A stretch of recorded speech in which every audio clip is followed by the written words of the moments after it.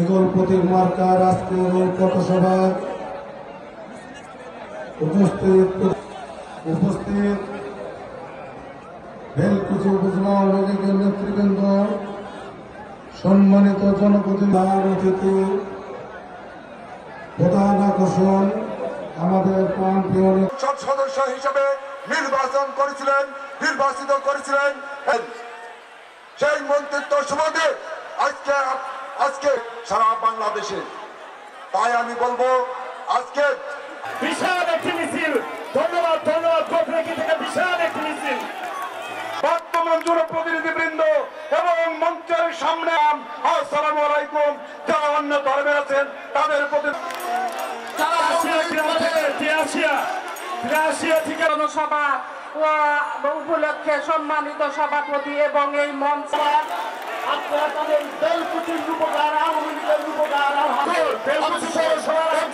থেকে বিশাল একটি মিছিল প্রশাসন, সরকার এবং নির্বাচন কমিশন যেভাবে সেদিন তো ডিসি বইলা দিছে, বাপ বেটা চিন্তা করছে কি নকল করে পাস করছে, তো পরীক্ষা তো দেয় না, নকল করে পাস করছে, খোদাই মুসলমানই হয়েছে।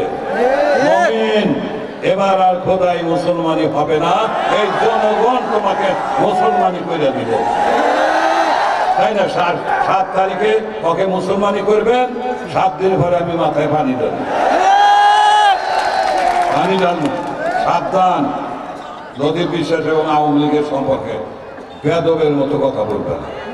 5 বছরের টিয়ার গেল কোথায়? 5 বছরের কাবিখা গেল কোথায়? কাবিটা গেল কোথায়?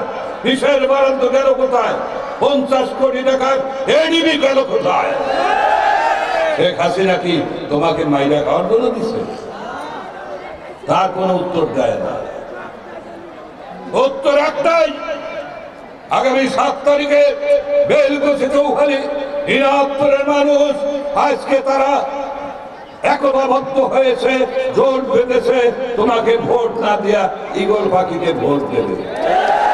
7 তারিখে নির্বাচিত হলে মমিন মন্ডল এই 5 বছরের প্রত্যেকটা অনুদান, জনগণের অনুদান শেখ হাসিনা দিছে, আমি একটা করে হিসাব তোমার কাছে নেব।